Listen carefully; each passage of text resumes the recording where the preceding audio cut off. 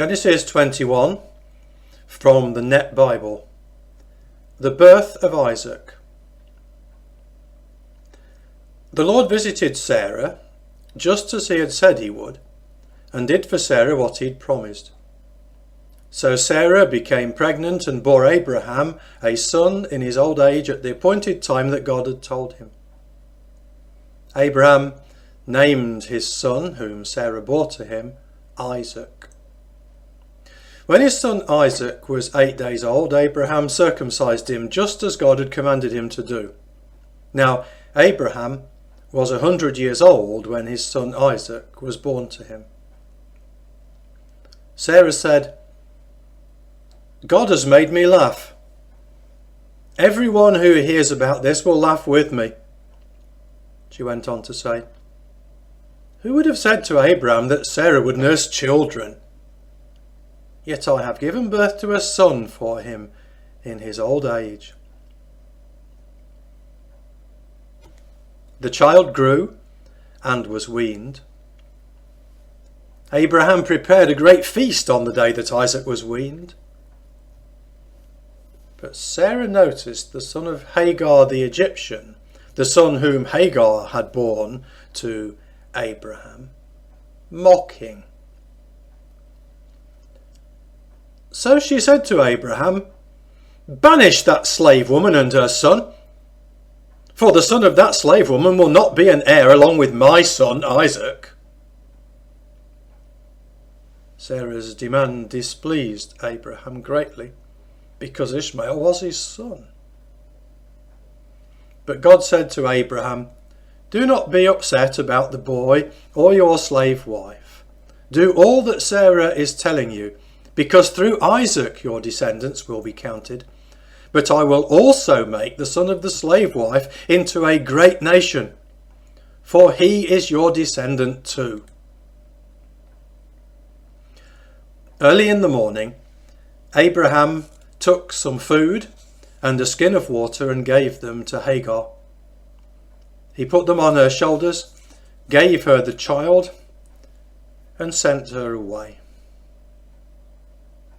So she went wandering aimlessly through the wilderness of Beersheba.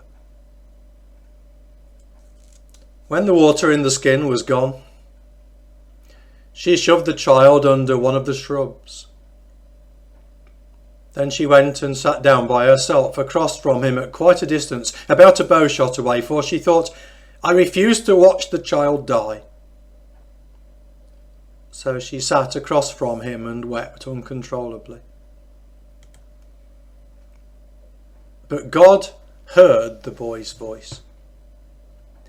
The angel of God called to Hagar from heaven and asked her, "What's the matter, Hagar? Don't be afraid, for God has heard the boy's voice right where he is crying. Get up.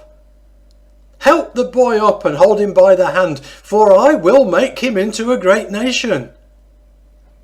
Then God enabled Hagar to see a well of water. She went over and filled the skin with water, and then gave the boy a drink. God was with the boy as he grew.